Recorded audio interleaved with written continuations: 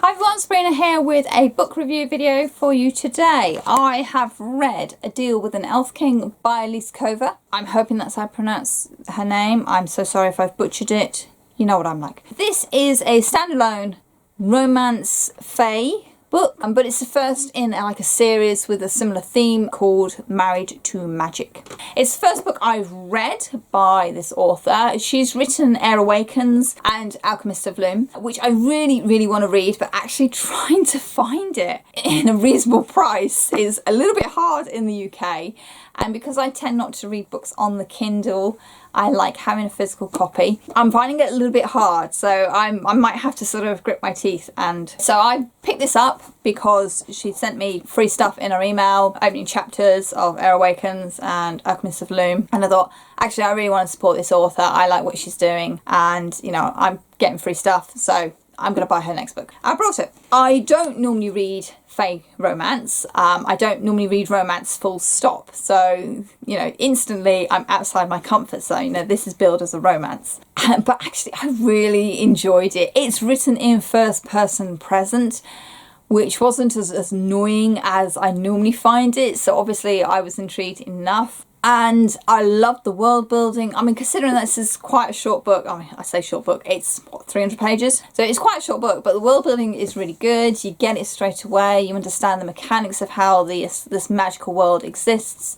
alongside the human world. Yes, it does focus on a very few characters, but then it is about a romance between two people who actually have no business being together for any other reason than duty. And so it's going to be quite a tight-knit story. And it's really good, actually. I really enjoyed it. And here, it's not smutty, you know, it's not, we're not talking Sarah J. Maas levels of sex scenes at all.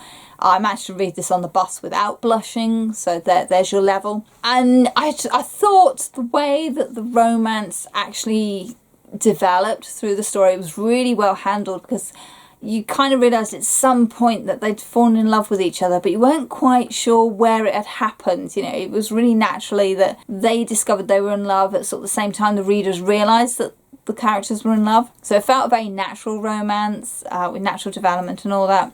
There is a subplot going on here with some of the fae who want to overthrow the elves and claim back their land. So as that kind of plays underneath a little bit, it causes conflict, but it also enables our characters to sort of bounce off each other a bit more. And I just liked it. It was just a nice romantic story, and it really ticked a lot of boxes that I didn't realise actually I ticked. Our hero is Luella. She's trained to be a healer, a herbalist, and she feels her duty is to her village. And then one day it turns out actually she's the human queen that the elves have been looking for, and she's taken and she gets married to the elf king. Not much consent there, but hey. And she's basically told, you've got to sit on this throne and the magic will be sucked out of you and back into the elf and fae lands on the other side of the fade. And of course, we follow Luella and her sort of her confusion. She's not prepared for this. Normally human queens are told, you know, your magic is manifested and you will be taken by the elf king. So she's still got her will and her dreams and what she wants to do, and she knew her path in life. So seeing that battle against with what she comes to feel as her duty as the human queen to save the worlds that need her magic to continue, it really felt genuine. She's not a perfect character by any shot, but she is aware that she has a sense of duty and that she needs to honour promises that she made to her own people, but also she's got this role that she needs to play. And I really liked her trying to figure out how to balance the two, and also how to figure out, how do I get out of this? How do I stop this terrible cycle that we're in? Because this can't work forever. So I really liked her. The Elf King himself, Eldus, he's a bit of an arse to start off with, but then, you know, generally most people who come and take a woman away to be married for traditional reasons tend to be arses. But the author does a really good job of actually showing that there's something underneath, that he's actually more than just the bad guy in this, that he's as trapped in this role as Luella is. There was some sympathy towards him. His brother is a total and utter twit, but it was nice seeing how his storyline progressed and how Luella made him actually a better person in the end, but that's part of the journey of this story. I really liked it. It really was a cozy, comfy read with a nice bit of romance and fae magic in it.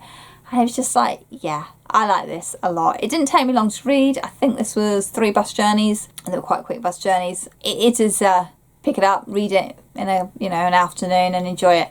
Very much so. I actually highly recommend this. A Deal with an Elf King. It is a standalone. There could be more. There could be more of this world and all that, but I'm very happy that it's a standalone, and I'm interested to see how this theme of married to magic continues. Yeah, the next one is A Dance with the Fae Rogue. Obviously, we're going to go from royalty to rogues, so we'll see what happens there. Have you read A Deal with an Elf King? If you have, leave your thoughts down below. Please try and keep it vaguely spoiler free.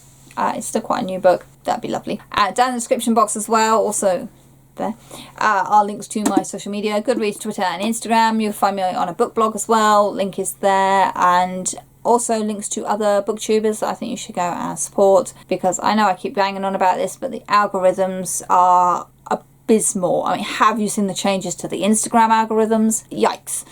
So, let's go and support each other, please. As always, thank you very much for watching, and happy reading. Be well.